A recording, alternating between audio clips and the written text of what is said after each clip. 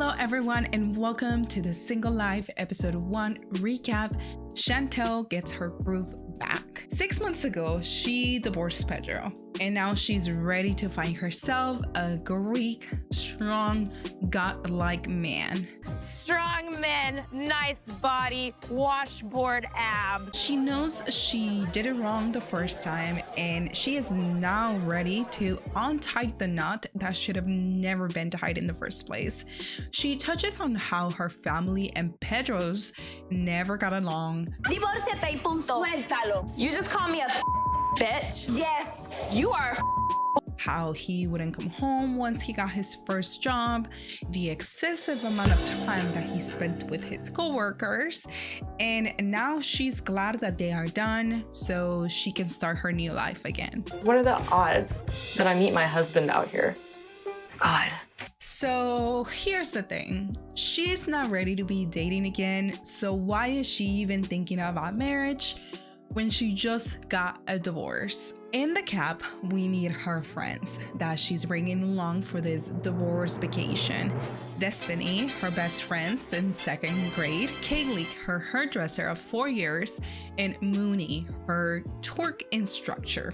I'm only introducing them because they will be important to this story. When they arrive at the hotel, Chantel calls Mom Karen.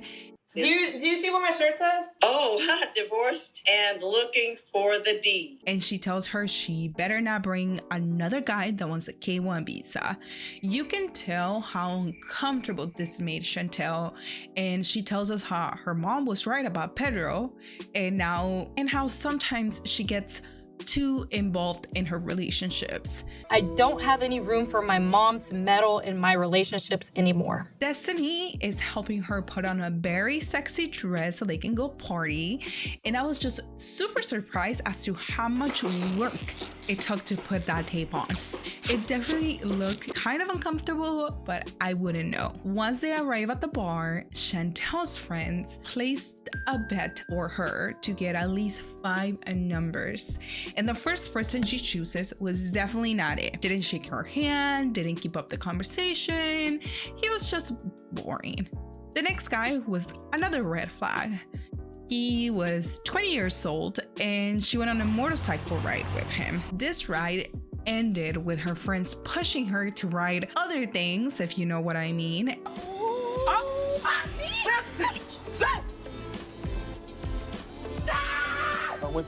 And then they kiss. But then Chantel got a flashback because when she met Pedro, that's exactly what happened. He took her on a motorcycle ride and the rest is history. No, this is happening to me again. You guys can call me crazy if you want, but when I was editing this video, I noticed that Mooney, when Chantel is crying or she's upset or she's like in a specific bad mood, he is smiling. Like, call me crazy, but if you are friends with someone and you care about them, will you really be smiling at their misery? I don't think so. So she's having a full-on breakdown and she can't contain herself. Now, here's where the friends come into play. When she tells them she's about to get mad and she's crying, she's not looking good, Mooney and Kaylee are just rude. Girl, what is going on right now? What are you crying about? Like, what do you mean? What is she crying about? Her entire marriage was a joke televised in national TV. The only person that actually said something respectful was Destiny.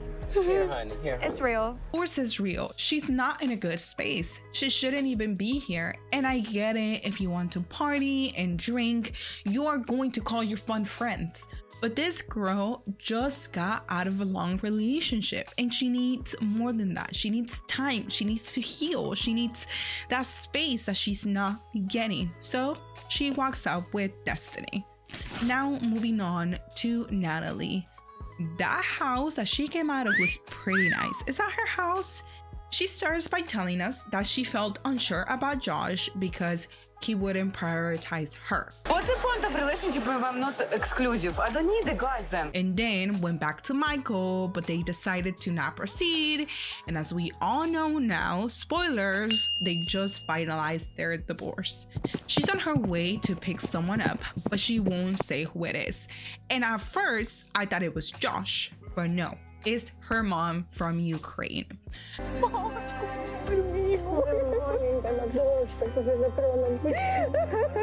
Their meeting was so emotional since the last time they saw each other was 5 years ago, and she was incredibly worried for her mom thanks to the war that's happening right now.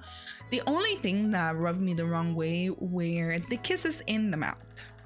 Yep, but on the way to her home, she tells us that she's moving to LA City, the city of her dreams. Me and mom moving to LA. To pursue her acting career and also to pursue her relationship with Josh. Even though they have had many ups and downs, like the tell-all. Natalie, who do you want to be with? I don't think she's ready for a relationship. She's very driven to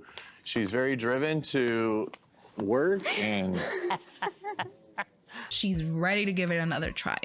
Josh has promised Natalie he will help her find a place to live and also a job. I am genuinely scared for her. I don't think that you should ever rely on other people for things like this. But what do you guys think? When they are back at the hotel, mom wants to know when she's going to have babies. В общем, я мечтаю, когда у меня будут внуки. Вот. Я буду с ними играть. Вот. And Natalie, well, she doesn't even know. And I mean, she still doesn't even have a solid relationship with Josh, and she's super indecisive. So there's really no timeline, especially if she's trying to make it as an actress in LA, which we know is incredibly competitive. And since we're talking about making it in Los Angeles, why don't you help me make it to 500 subscribers? I really can't do this without you guys, so I would really appreciate if you're watching this video. Don't forget to like, comment, and subscribe. I really appreciate it. Thank you. Now they are getting ready to fly to LA, and while on the plane, Josh messaged Natalie that he won't be picking them up like he promised. So they have to look for a temporary hotel. Mom decides that this is a great time to mention that Michael would have never done this. Должен был нас встретить. Вообще это достойного мужчины. Но как-то было лучшего мнения. Я думала все-таки, что он нам поможет. Вот он обещал. Да, скорее всего, Майк бы нас забрал. And I agree with her. I am pretty sure that he would have picked them up even if he was in a fight with Natalie. A real man keeps their promises. So back at the hotel, Natalie is getting ready for her very first day with Josh in LA, and he has finally arrived. There's no way he escapes me. I mean, I'm very close now. Ну, прекрасно. When they are on their way to the roller skating place, I just want to take a second to ask Natalie to please stop chewing gum with your mouth open. Thank you. When they get to the roller skating place, Natalie is wondering how the apartment and job hunting is gonna go. And Josh tells her that his cousin Adam owns a couple of businesses, so he will help her with that. He owns a few businesses and like administrative work that I could probably get you set up with. Do I really think that he's gonna help her with the place to live? Nope. Nope, but I hope he does. When they go eat dinner, Natalie pulls her notebook out since Josh schedules his things in advance, and this is when she finds out that he's only going to spend 2 days with her instead of a week like he promised. Again, breaking his promises. Does anyone know exactly what Josh does for a living, where it takes about 85% of his time? Once they arrive at the hotel, Natalie is very upset. Be positive. I feel like going alone. Okay. Bye. Good night. Good night. So she leaves. She tells him, I don't want to see you. I don't want to talk to you right now. So she leaves. Then the producers ask Josh how he feels about what just happened. And well, he's not doing good. He doesn't like when Natalie gets like this and she expects him to drop everything for her. But then Natalie walks down in the parking lot and finds out that Josh is still there. So she gets incredibly upset. What the doing here? Because I don't have a place to live. I sold my car. I have my mom. I don't have a work. How are they supposed to find an apartment and a job in one day? But one thing is for sure. Natalie is a grown woman and she should be able to do all these things for herself, especially when she brought her mom with her. And with this, we are off to Tyree.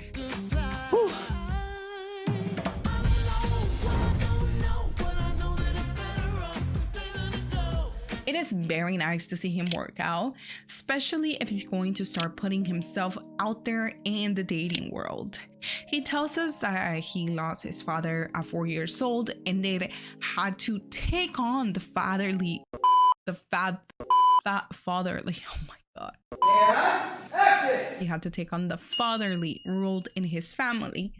I feel like my weight negatively affected my self-esteem. I've always been looked at as, you know, the fat guy. He feels like his weight has affected his self-esteem and his dating life so much that at 33, he's still a virgin because he hasn't really dated anyone. Still hasn't really had a kiss either. Producers asked him how he envisions his first time to be, and this is what he tells us. Some screaming, some moaning, you know, go from the bedroom to the shower, to the counter, to the kitchen. You know, maybe it'll be for like 4 hours. Well, let's break it to him. This is not going to happen. Considering his age and how excited men are on their first time, he will be lucky if he gets more than 2 minutes. He talks about how he got catfished by a man that was using pictures from an escort, and thanks to this, has decided that no more online dating for him. He also tells us that his perfect woman is Hillary Clinton, and mainly because of how strong she is as a role model. Do you guys have any celebrity crushes? Let me know down in the comments. Mine is Pedro Pascal. Yep, I am your cool slutty daddy. Tyree is off to meet his bestie, Javon. Javon has been one of my best friends since 6th grade. We've been through a lot together. She's like another sister. Which sometimes people tell him they should date, but they have a great friendship. So he bought her flowers, which I really, really loved. And he wants her to help him get ready for his cousin's birthday party.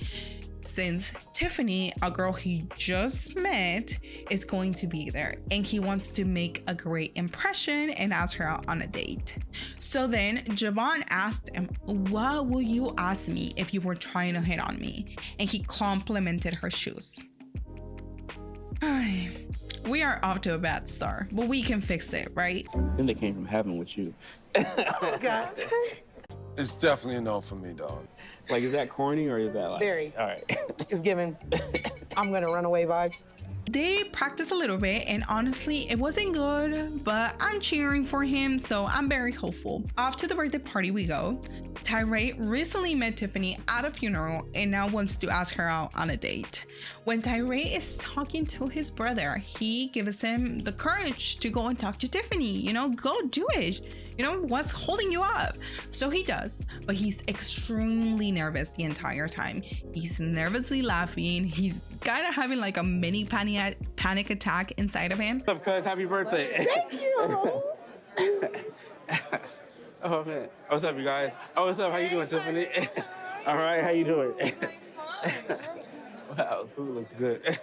But Tiffany, she's going for it. And you can tell how nervous Tyree is, but she is very into him. The girl, you made it all the way out here. I just gonna make it for you, babe. You know I was gonna make it for you. I couldn't wait to see you.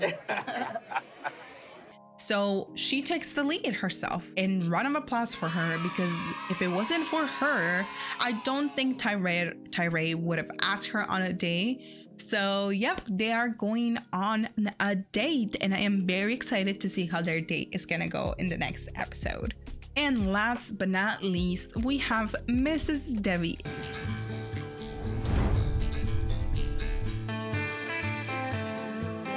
67-year-old woman that is super extra and is also at the moment in Enopoca Ranch because she loves them and wants to start a petting zoo / painting business.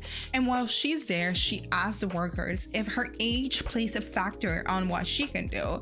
And let's be honest, age doesn't play a factor on things you want to accomplish that are, I guess, capable, that like things that are possible when it comes to like physically and mentally. As long as you set your mind to it, you can do pretty much anything you want.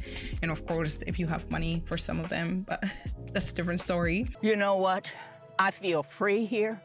This is my dream. I need this, so I'm gonna love on these alpacas. So then she tells us that she fell in love with a 24-year-old named Osama. She talked to him for 3 years, and then she went down to Morocco to, finalize their love. But then she realized that he was just interested in a visa and decided to end things. You will bring me to the USA and can guarantee my future there. If you don't accept this, we can stop all this. But now she's ready to date people her own age, which we're very thankful for. I certainly don't want a 24-year-old. I'm not playing pals or perverts again.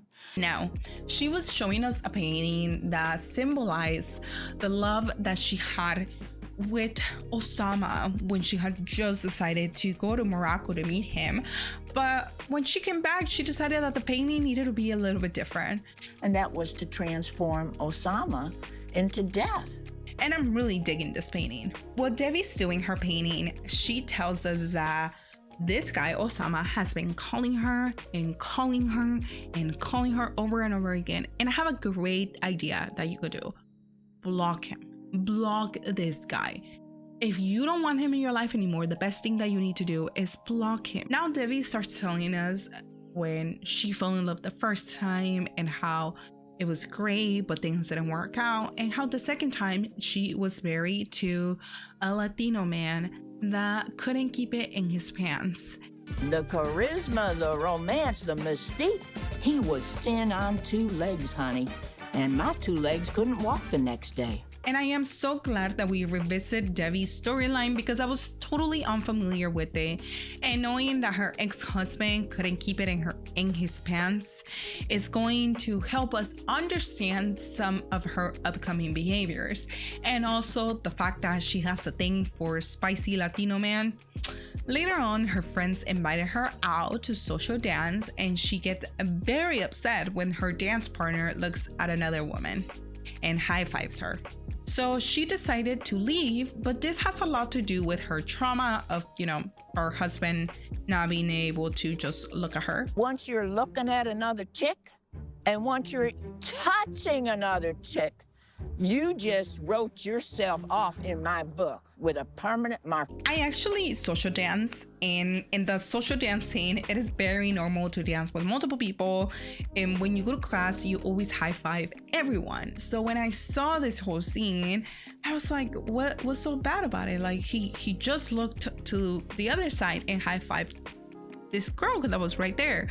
But I could see why she was so upset about it, because it reminded her of her ex-husband. Now, like I said, things like this in the social dancing world, when it comes to like salsa and bachata, are very normal. You dance with a bunch of people. That's the whole purpose of the social dance. You go there and everyone dances with each other. So yeah, that's what we got for this episode. I am very excited for the next episode because we are going to see some crazy things like Michael showing on screen with a Natalie. Yeah, and I mean, we're gonna see unstable Chantel again, which I am, like I said, she was one of my favorites and she still is, but I am very sad and upset that TLC chooses to pick people like her right now that are at their lowest and take advantage of the lowest place they are at the moment. So we'll definitely see how that plays out. And I think we're gonna be able to see Veronica next episode and John. Yeah, John. I'm very excited to see John too. So that will be it for today, guys. Thank you so much for watching. I hope you guys had a great New Year's Eve, and I hope that we have a great 2024. Hope so. So thank you so much.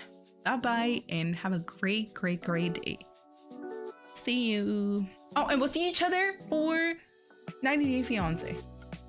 Bye.